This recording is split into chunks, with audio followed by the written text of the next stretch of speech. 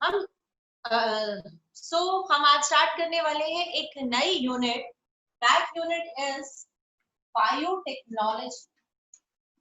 Biotechnology, इसके नाम में ही बहुत कुछ लिखा है। बायोटेक्नोलॉजी, ये वर्ड बहुत ज्यादा कुछ कह रहा है। बायो यानी कि जो आपने स्ट्रीम ले रखी है जिसमें आप लिविंग साइंस के बारे में पढ़ रहे हो, that is bio. And technology यानी कि आप इस लिविंग साइंस के अंदर क्या पढ़ने वाले हैं, आप कुछ टेक्निक्स के बारे में पढ़ रहे हो, यानी कि आपको अब लिविंग बॉडी में कुछ टेक्नोलॉजी लगानी है, दैट इज बायोटेक्नोलॉजी। ये वाली यूनिट आपके लिए बिल्कुल नई रहने वाली है। इससे रिलेटेड आज तक आपने कभी कुछ भी नहीं पढ़ा and it is very very interesting unit. तो इस यूनिट के अंदर हमें दो चैप्टर्स पढ़ने हैं। एक चैप्टर है आपका principle and processes, principle and processes, biotechnology principle and processes.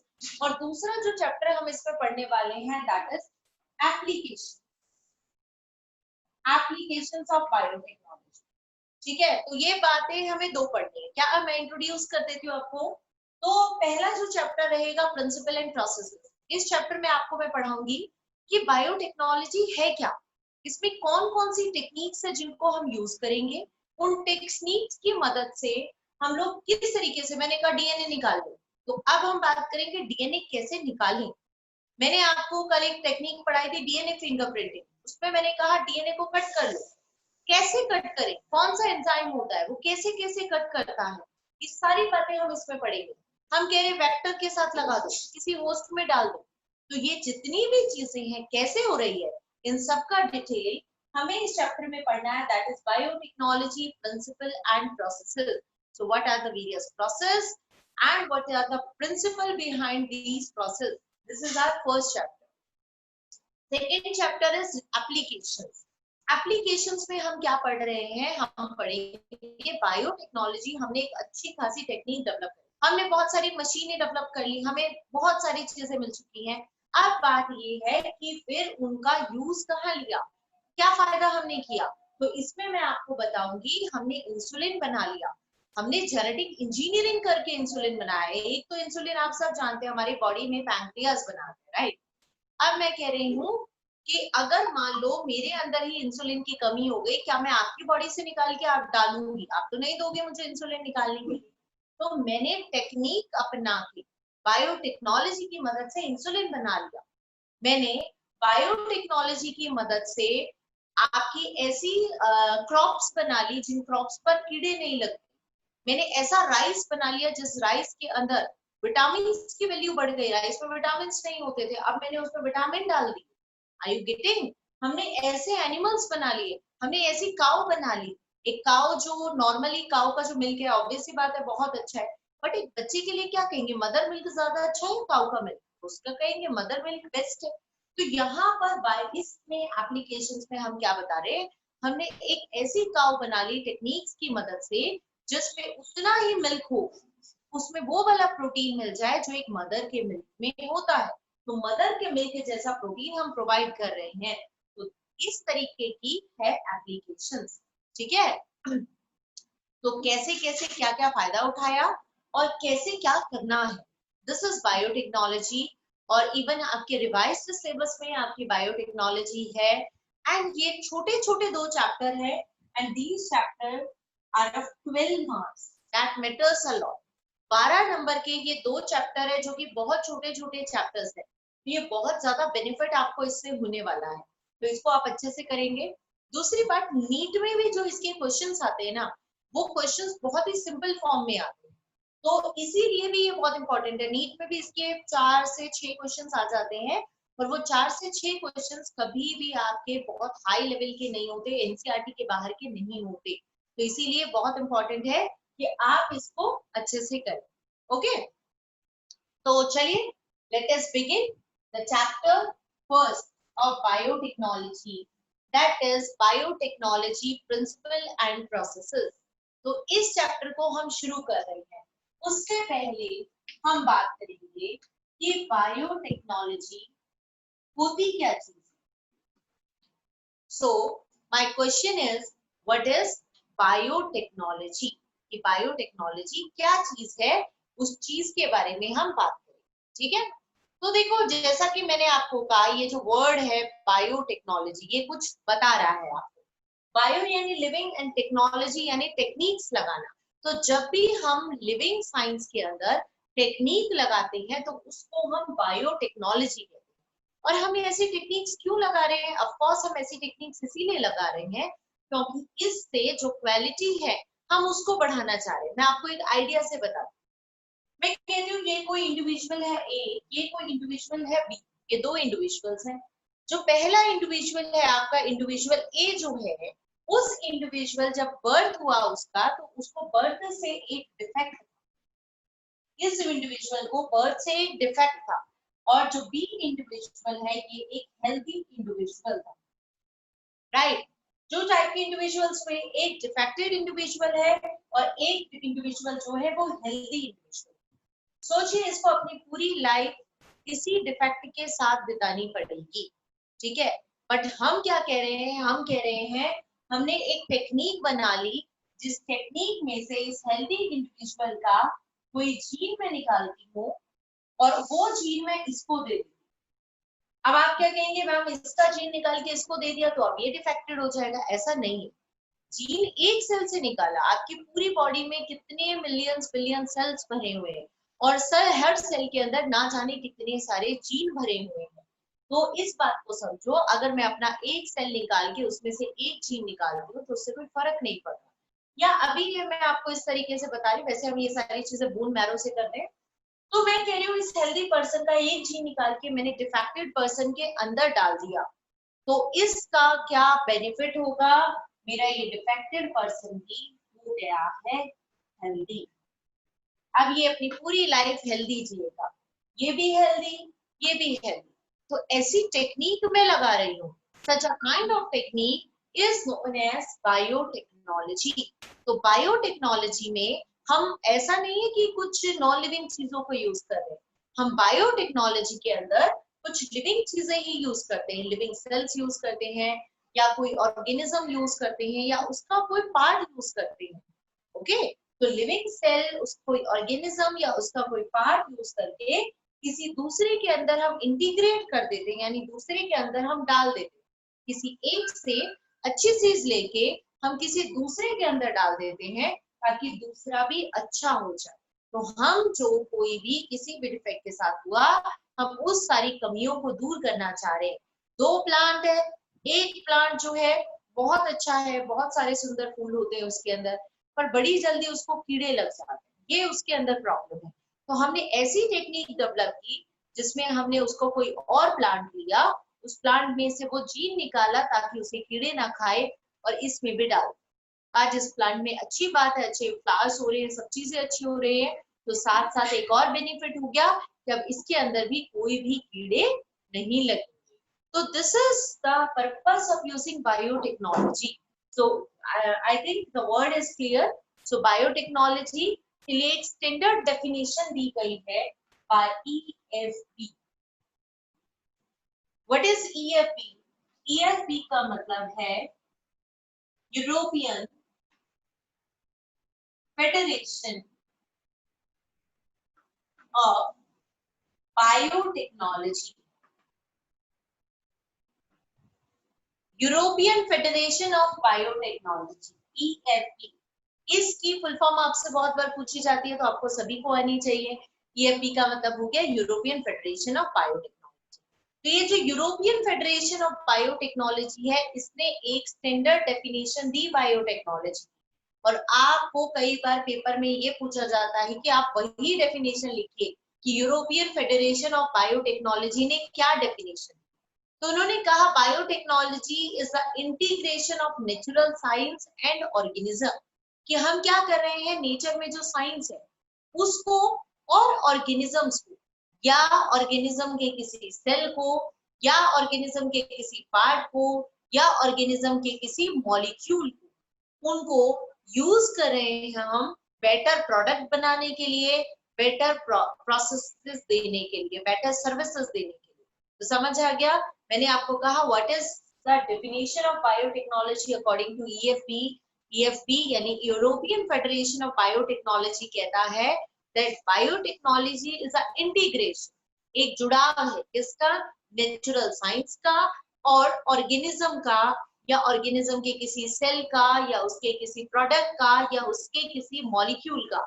तो ऑर्गेनिज्म के किसी भी हिस्से का और नेचुरल साइंस का मिलके, ठीक है, उन दोनों का मिलके ये जो इंटीग्रेशन है, वो इंटीग्रेशन उसको हेल्प करेगा ताकि वो क्या कर सके, ताकि वो कुछ बेटर प्रोडक्ट्स बना सके, ताकि वो कुछ बेटर सर्विसेज कर सके। इस चीज को बायोटेक्नोलॉजी कहा गया according to EFB, European federation of Biotechnology. हर किसी का कोई ना कोई फादर होता है, जैसे आपने पिछली यूनिट में पढ़ा कि George Mendel was the father of genetics, same way यहाँ पर बायोटेक्नोलॉजी का फादर है बर्ग। ये साइंटिस्ट का नाम आप याद करेंगे, Berg is the father of biotechnology. आज का तो जो लेक्चर चलेगा वो पूरा का पूरा आपको बायोटेक्नोलॉजी के कुछ बेसिक बातें बताई जाएगी। ओके, सो तो आप लोगों को ध्यान रखना है, अभी तक की जो बात आपको याद करने लायक मैंने बताई वो यही बताई कि biotechnology is integration of science and parts of a cell or any organism to make some better products and provide better services to the living organism. And this definition was given by EFB, European Federation of Biotechnology, and Berg was the scientist who who is the father of biotechnology. Okay. अब biotechnology के दो main principles होते हैं. There are two main principles of biotechnology. This question has been asked earlier. Last time exam में question पूछा गया है. That is, what are the two major principles of biotechnology? Short में हम biotech बोलेंगे. Principles of biotechnology. तो बच्चे दो principles होते हैं बायोटेक्नोलॉजी के. एक होता है genetic engineering. One is genetic engineering, another is chemical engineering. एक एक करके हम डिटेल में बात करेंगे कि जेनेटिक इंजीनियरिंग क्या है और केमिकल इंजीनियरिंग क्या है. आप पहले सुनो what is genetic engineering. Word से ही पता लग रहा है जेनेटिक. जेनेटिक यानी किस लेवल पे हम बात करें, we are talking at the level of gene. हम जीन के लेवल पे बात करें. हम यहाँ से ए लेते हैं ऑर्गेनिज्म, हम यहाँ से ऑर्गेनिज्म बी लेते हैं. ये ऑर्गेनिज्म का सेल निकालते हैं, उस सेल में से उसका डीएनए निकालते हैं, उसके डीएनए में से एक छोटा सा पार्ट निकालते हैं और ये हम किसी बी ऑर्गेनिज्म के अंदर डाल देते हैं. ये जो है इस चीज को कहते हैं जेनेटिक इंजीनियरिंग. यानी कि ये एक ऐसी टेक्निक है जिसके अंदर, अब मैंने अगर इसका डीएनए इसके अंदर डाल दिया तो क्या हो जाएगा, इसकी जो डीएनए की प्रॉपर्टीज है वो बदल जाएगी. सो व्हाट इज जेनेटिक इंजीनियरिंग? इसमें ऐसी टेक्निक्स होती हैं जिसके अंदर हम किसी एक ऑर्गेनिज्म का जेनेटिक मटेरियल बदल सकते हैं, उसका डीएनए आरएनए बदल सकते हैं. हम एक ऑर्गेनिज्म से कुछ पार्ट जेनेटिक मटेरियल का दूसरे ऑर्गेनिज्म में ट्रांसफर कर सकते हैं. ये वाला जो सारा काम होता है कि किसी का जीन निकाल के किसी के अंदर डालना, ये वाला जो पूरा प्रोसेस है, this process is called genetic engineering. Okay, so next thing हम करेंगे केमिकल इंजीनियरिंग.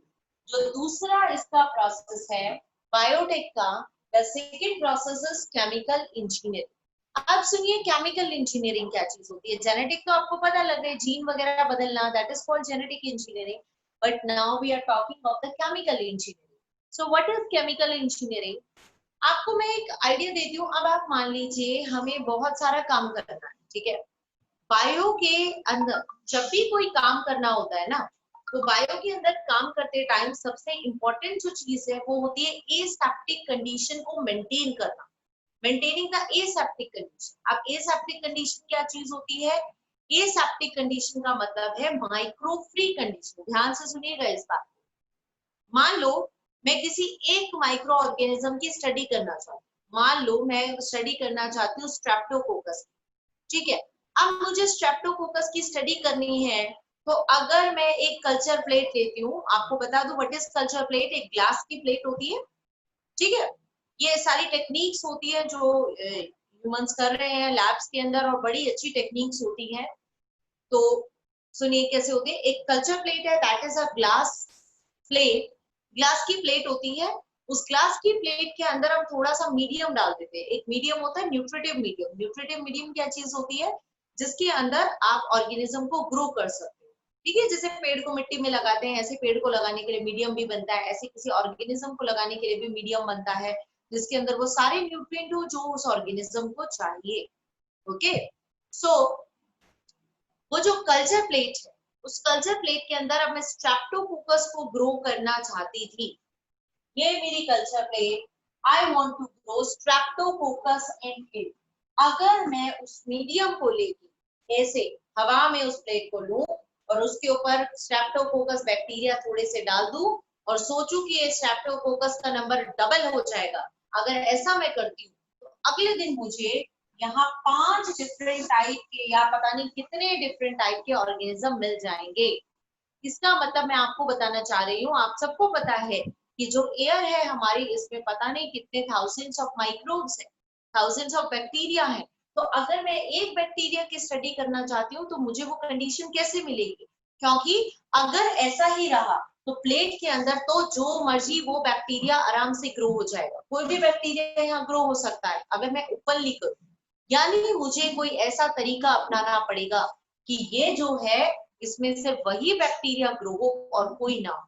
तो केमिकल इंजीनियरिंग ऐसी टेक्निक्स को डेवलप करने में हेल्प करता है जो टेक्निक किसी को भी एसेप्टिक कंडीशन प्रोवाइड करती है। एसेप्टिक कंडीशन, एसेप्टिक कंडीशन यानी micro free condition, micro free environment, ऐसा एनवायरनमेंट जिस एनवायरनमेंट में और कुछ नहीं है, जो आप चाहोगे वही ग्रो होगा, ठीक है। अब यहाँ पर स्टडी चल रही है, अब हर जगह स्टडी कर रहे हैं कोरोना वायरस के ऊपर, तो कोरोना वायरस के ऊपर स्टडी कर रहे हैं तो आपको क्या लग रहा है उसको ओपनली स्टडी किया जा रहा है, नहीं कर सकते। उसके लिए ऐसी कंडीशन चाहिए कि जो वायरस ग्रो करके देखना चाह रहे हैं, जिस वायरस का एक्शन देखना चाह रहे हैं, सिर्फ वही वायरस हो। Is it clear? तो ऑल द आप लैब्स में जाते हैं, लैब्स में मान लीजिए आपका यूरिन सैंपल लिया गया, यूरिन टेस्ट करना है, तो यूरिन टेस्ट अगर करना है तो कई बार क्या होता है यूरिन में इंफेक्शन निकलता है, तो इस तरीके की कल्चर प्लेट पर उसको ग्रो करके देखते हैं कि कौन से बैक्टीरिया है जो इंफेक्शन कर रहे हैं। तो आप सोचिए अगर उस बैक्टीरिया का इंफेक्शन मैं चेक करना चाह रही हूँ प्लेट के ऊपर, तो अगर मैं हवा में ग्रो करूंगी तो जो बैक्टीरिया नहीं भी था यूरिन में वो भी यहाँ ग्रो हो जाएगा। मुझे कैसे पता चलेगा कि ये वही एक पर्टिकुलर बैक्टीरिया है? सो इस सब के लिए जरूरी है the presence of aseptic condition, यानी ऐसी कंडीशंस की जरूरत है जिन कंडीशंस में कोई और बैक्टीरिया, कोई और ऑर्गेनिज्म जो है ग्रो ना हो। Is it clear? अभी मैं इन टेक्निक्स को डिटेल में बताऊंगी। In between I have to interrupt. Students your video should be on, videos on होनी चाहिए कंटिन्यूअसली। किसी बच्चे की वीडियो जिनकी ऑफ हो रही है उन बच्चों को रिमूव कर दिया जाए। सिंपल सा एक कंसेप्ट है, एंड उसको जिसको रिमूव हम खुद से करेंगे उसको दोबारा एंट्री नहीं मिलेगी। मैं ये सेफ्टी कंडीशन की बात आपको कंप्लीट बताती हूँ, then you will get a chance to ask questions. Till then what I am saying, your video should be on continuously, कोई भी वीडियो ऑफ नहीं होनी चाहिए, ठीक है। प्रशांत, सानिया एंड तनु, ओके आगे सुनिए क्या चीज मैं कह रही हूँ। सो मैंने आपको ये बता दिया जेनेटिक इंजीनियरिंग और केमिकल इंजीनियरिंग, बायोटेक्नोलॉजी के दो मेन स्कोप है। जेनेटिक इंजीनियरिंग में एक का जीन निकाल के दूसरे में डाल देते हैं, this is genetic engineering. Chemical engineering में हम एसेप्टिक कंडीशन मेंटेन करते हैं। एसेप्टिक कंडीशन के लिए आपके पूरे चैप्टर में कोई डिटेल नहीं दी हुई, आपको केमिकल इंजीनियरिंग के भूति क्या है सिर्फ ये पढ़ना है, इसके बारे में कुछ नहीं पढ़ना। और जेनेटिक इंजीनियरिंग की पूरी डिटेल आप लोग पढ़ेंगे, बट फिर भी थोड़ी इंटरेस्टिंग चीज है तो मैं आपको बताती हूँ थोड़ा सा केमिकल इंजीनियरिंग के बारे में कि किस तरीके से एसेप्टिक कंडीशन मेंटेन की जाती है, कैसे कैसे इंस्ट्रूमेंट डेवलप किए। तो एक कुछ इंस्ट्रूमेंट्स के नाम बता दो। जैसे एक इंस्ट्रूमेंट होता है जिस इंस्ट्रूमेंट को कहते हैं ऑटोक्लेव। ऑटोक्लेव, अब ऑटोक्लेव क्या इंस्ट्रूमेंट होता है वो सुनिए। ऑटोक्लेव में एक बहुत बड़ा, जैसे अगर मैं नीचे से मानूं तो करीब इतना बड़ा मान लीजिए, इतना बड़ा लेंथ वाइज, इतना बड़ा एक स्ट्रक्चर है स्टील वगैरह का ही बना हुआ, सेम एज योर प्रेशर, बिल्कुल प्रेशर कुकर जैसा होता है। और उसके अंदर जैसे प्रेशर कुकर में स्टीम के ऊपर वर्क होता है ना, उसमें भी स्टीम के ऊपर वर्क होता है। तो उसमें क्या होता है, थोड़ा सा पानी डाला, अब मान लो मैं कह रही हूँ मैं कोई माइक्रोब ग्रो नहीं होने दूंगी, कुछ नहीं होने दूंगी, तो सबसे पहले जो मैं इक्विपमेंट्स यूज करने वाली हूँ, जैसे मैं पेट्री प्लेट यूज करने वाली हूँ, मैं फ्लास्क यूज करने वाली हूँ, मैं कोई स्पेचुला यूज करने वाली हूँ, ये सारी चीजें मैं जो भी यूज करने वाली हूँ, मैं कोई ग्लास रॉड यूज करने वाली हूँ, तो हो सकता है आप उसको कितना भी साबुन से धो ले, उसके अंदर माइक्रोब्स हो सकते हैं। तो जरूरी है हम उनको एसेप्टिक बनाएं। तो इन सारी चीजों को भर के, या इवन जो कल्चर मीडियम बनाया जाता है, उस कल्चर मीडियम को भी उस ऑटोक्लेव में रखा जाता है। Autoclave is just like a pressure cooker, ऐसा सिलिंड्रिकल शेप का इंस्ट्रूमेंट। इसमें पानी भरते हैं, फुल नहीं, थोड़ा पानी भर के, और सारी जितनी भी चीजें हैं जिनको आप स्टराइल करना चाहते हो, वो सारी चीजों को हम इसके अंदर भर देते हैं और ऊपर से इसको बंद कर देते हैं। इस तरीके से होता है, उसको बंद कर देते हैं, टाइम वाइम इसका सेट कर देते हैं, और कुछ टाइम के बाद ये जो है विसल करेगा।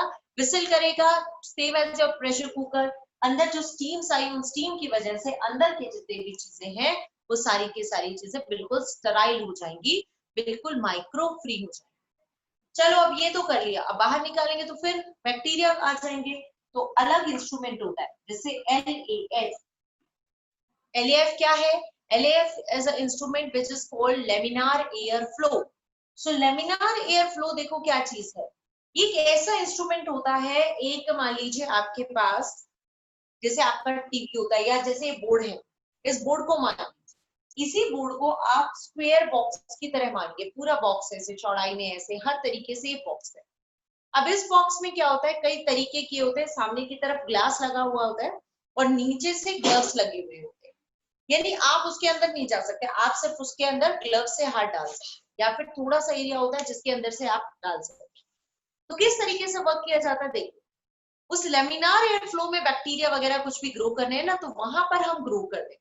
कैसे करते हैं? सबसे पहले उसमें ऑप्शन होता है यूवी रेज का, आपको काम करना है, काम करने से पहले उसमें स्विच ऑन कर देंगे यूवी रेज, तो आप उससे दूर रहेंगे, 20 मिनट वो यूवी रेज ऑन रहेंगी, तो उस इंस्ट्रूमेंट के अंदर कोई भी माइक्रोब है तो वो सारे माइक्रोब मर जाएंगे। अब आपने काम करना है, आपने यूवी रेज ऑफ कर दी, यूवी रे ऑफ करने के 5 मिनट बाद आप आए, उसके बाद आप क्या करेंगे, आगे एक उसमें ब्लोवर होता है। ब्लोवर क्या होता है, जो बैक साइड से हवा दे, तो वो साइड में बैक साइड में लगा हुआ है, वो कंटिन्यूअसली पीछे से हवा डालेगा। उससे क्या फायदा होगा, सामने से जहां से एंट्री है वहां से कोई माइक्रोब अंदर आ नहीं पाएगा, पहले के सारे माइक्रोब आपने मार दिए, और पीछे से लामिनार एयर फ्लो में हवा चल रही है, इसीलिए कोई भी माइक्रोब अब वहां पर किल एंटर नहीं कर पाएगा। तीसरी चीज, जब आप हाथ यूज कर रहे हैं तो सबसे पहले आप अपने हाथ भी अल्कोहल से वाइप करते हैं, एज वेल एज जो उसका पूरा सरफेस है वो भी पूरा अल्कोहल से वाइप किया जाता है बिफोर यू वर्क। आप किसी बैक्टीरिया को उठाते हैं और प्लेट पे लगाते हैं, ये सारा काम इसी लैमिनार एयर फ्लो के अंदर चलता है। तो आप क्या करते हैं, अंदर एक कैंडल जलाई हुई होती है या एक फ्लेम जलाया हुआ होता है, उससे आप पहले उसको बिल्कुल रेड हीट कर देते हैं अपनी ग्लास रॉड। रेड हीट होने पर वो जो लूप है आपकी वो बिल्कुल स्टराइल हो गई, तब माइक्रोब उठा के तब उसको ग्रो करते हैं। तो बहुत ही ज्यादा हाई लेवल की ये टेक्निक्स होती हैं, और ये भी एक स्कोप है आप लोगों का, अगर आप लोग कोई भी इंटरेस्टेड हो तो आफ्टर 12th आप बायोटेक्नोलॉजी के लिए भी जा सकते हैं, बायोटेक्नोलॉजीज कर सकते हैं, it is a very interesting part. ठीक है, I have my self experienced. तो मतलब ऐसे बहुत सारे इंस्ट्रूमेंट्स होते हैं जिन इंस्ट्रूमेंट्स को यूज करके आज साइंस ने इतनी ज्यादा प्रोग्रेस कर ली है, और बिना टेक्नोलॉजी के साइंस पॉसिबल ही नहीं है। तो आप लोगों को अब मैं आपके सिलेबस के अकॉर्डिंग छोटी छोटी बातें, जो मेन मेन सी बातें हैं वो बता। सो हमने कहा बायोटेक्नोलॉजी एक ऐसी साइंस जिसमें हम ह्यूमन के सेल्स के साथ थोड़ी छेड़छाड़ कर रहे हैं, उसको बेटर बनाने की कोशिश कर रहे हैं, दूसरी किसी ऑर्गेनिज्म के कुछ पार्ट्स को यूज करके। ठीक है, वर्ग इसका फादर है, इसके दो मेन प्रिंसिपल्स हैं, that is genetic engineering and chemical engineering. Genetic engineering वो पार्ट है जिसमें हम एक सेल से कुछ जीन निकाल के दूसरे में डालते हैं, this is genetic engineering. And chemical engineering आपका वो पार्ट है जिसके अंदर हम एसेप्टिक कंडीशन मेंटेन करते हैं ताकि कोई भी स्टडी आसानी से की जाए। एटलीस्ट इतना आपको जरूर याद रखना है। बाकी जिसको इंटरेस्ट आया वो ये सारे बेटर इंस्ट्रूमेंट्स के बारे में कुछ समझ पाया, जान पाया। ओके, तो अब इससे आगे बढ़ने से पहले it's time for your doubts. So चलिए, अगर किसी का भी कोई डाउट है तो रेज योर हैंड। ओके, और one more thing students, 10 minutes के बाद आपकी जो मीटिंग है वो ओवर हो जाएगी। You will join with the same link, ठीक है? अगर आपकी मीटिंग जब ओवर होगी you have to join with same. Okay, so मैं आपकी वीडियो देख रही हूँ, वीडियो में ही अगर किसी को डाउट है raise your hand so that we can unmute you and you can ask question. किसी को भी डाउट है तो अपना हाथ खड़े रखो, then I will ask you to ask your questions. Okay, so none of you are having doubts? Okay, then it's fine, but your video should be continuously on. Okay, Shiba is having some doubt. Shiba, please unlock Shiba, unmute Shiba.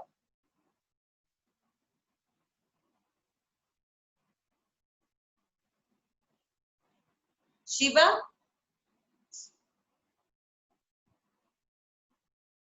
Please unmute. हाँ जी Shiba बोलिए। Ma'am आपने 2 steps बताए थे कि हम किस हिसाब से अपने जो इंस्ट्रूमेंट्स होते हैं उन्हें क्लीन करते हैं। आपने 3 स्टेप्स बताए थे, उसमें फर्स्ट थर्ड स्टेप आ गया, सेकंड स्टेप समझ नहीं आया। फिर से बोलो शिबा, क्या करते हैं हम? इंस्ट्रूमेंट्स को क्लीन करते हैं, देन आपने 3 स्टेप्स बताए थे उसमें फर्स्ट, जैसे यूवी रेस पीछे से लेके आते हैं ना, वो वाला स्टेप समझ नहीं आया।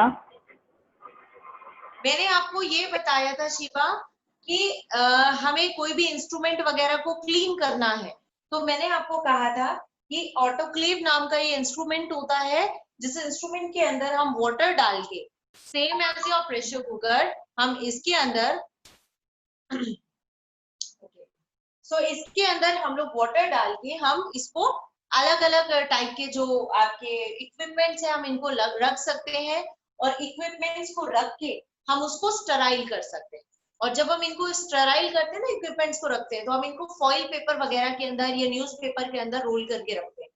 और उसके बाद दूसरा मैं बता रही थी, अब इसको लाके मुझे काम करना है, तो मैं बता रही थी ऐसी मशीन्स होती है जैसे LEF, लेमिनार एयर फ्लो, एक ऐसी मशीन है जो एक पूरे बॉक्स की तरीके से है, जिस मशीन के अंदर आप उनको आराम से खोल के जो मर्जी आप वही उगा सकते हो, मतलब वही उस चीज को, उस माइक्रोब को, आप पर्टिकुलर माइक्रोब को ग्रो कर सकते हो वहां पर, क्योंकि बहुत सारी फैसिलिटी है जिस वजह से वहां माइक्रोब कोई और ग्रो नहीं हो रहा। वहां यूवी रेज है जिससे हम माइक्रोब्स को किल कर देते हैं, वहां से कंटिन्यूअसली हवा चलती रहती है, पीछे से ब्लोवर चलता रहता है, तो कोई माइक्रोब अंदर एंटर नहीं कर पाता।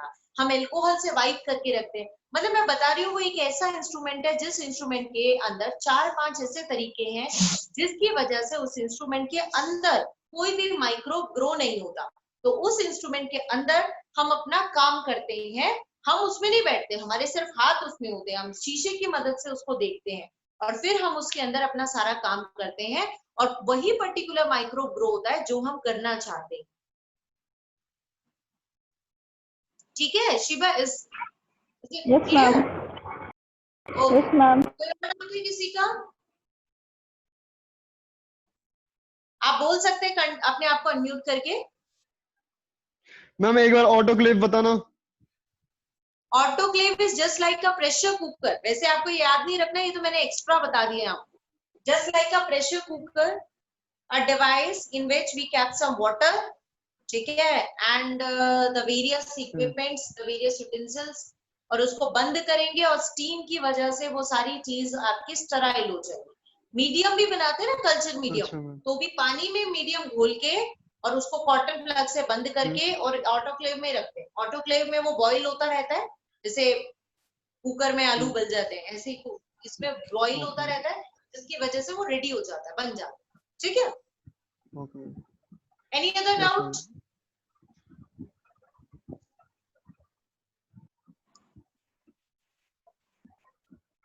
Okay, Raki, are you asking something?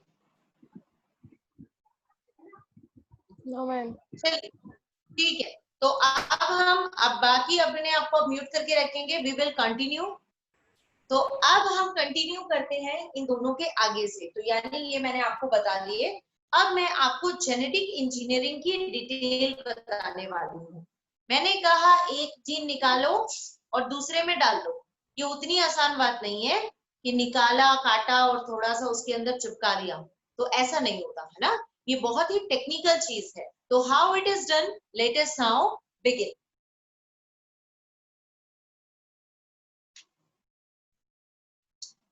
So initiating, सबसे पहला जो स्टेप होगा किसी के लिए भी, आप सबको पता है, सबसे पहला स्टेप होगा कि किसी ऑर्गेनिज्म का मैं सेल लूं और उसके सेल में से मैं डीएनए को आइसोलेट करूं। To isolate the DNA from an organism, it must be the first step of biotechnology. ठीक है, मैंने कहा ए का कुछ निकाल के बी में डालना है, तो ए में से पहले वो निकालू तो सही कि मुझे क्या चाहिए, उसको निकालना पड़ेगा ना पहले। तो सबसे पहले मुझे पूरा डीएनए आइसोलेट करना पड़ेगा। अब सोचिए, अगर मुझे डीएनए आइसोलेट करना है तो पहले तो मुझे वो जो वॉल्स हैं उन वॉल्स को तोड़ना पड़ेगा, क्योंकि आपको पता है सेल्स है तो सेल के बाहर क्या होता है। अगर ये प्लांट सेल है तो पहले सेल वॉल होगी, फिर प्लाज्मा मेम्ब्रेन होगी, ये साइटोप्लाज्म होगा, न्यूक्लियस होगा, न्यूक्लियस के अंदर डीएनए है, पर डीएनए के साथ बहुत सारा आरएनए भी लगा होगा और बहुत सारा इसके पास क्या लगा होगा, प्रोटीन भी लगा होगा। तो ये प्रॉब्लम्स है, ये हर्डल्स है। मुझे डीएनए चाहिए सिर्फ, मुझे वॉल हटानी है, ये जो इसके पास बाकी जो मटेरियल है इसके साथ डीएनए है, आरएनए है, मुझे ये सब हटाना है। So how I will extract, ठीक है। तो पहला काम होगा इसके अंदर मेरा to break the cell wall. मेरा सबसे पहला काम होगा सेल वॉल को तोड़। अब हर मटेरियल, हर जो सेल्स होते हैं अलग अलग, उनकी सेल वॉल अलग अलग चीज की बनी है, तो मुझे कौन सी किसकी सेल वॉल तोड़नी है उसके अकॉर्डिंगली मैं यूज करूंगी। फॉर एग्जाम्पल, अगर मुझे तोड़नी है प्लांट की सेल वॉल या बैक्टीरिया की सेल वॉल तोड़नी, अगर मुझे बैक्टीरिया की सेल वॉल तोड़नी तो बैक्टीरिया के लिए मैं यूज करूंगी lysozyme. Lysozyme is an enzyme which will break the wall of bacteria. Bacteria की वॉल वैसे बनी किसकी होती है, it is made up of peptidoglycan. Peptidoglycan की वॉल बनी हुई है और इसको ब्रेक करने के लिए I will use the enzyme lysozyme. Okay, then second one, अब मैं क्या करना चाहती हूँ, अब मैं मान लीजिए तोड़ना चाहती हूँ प्लांट की वॉल।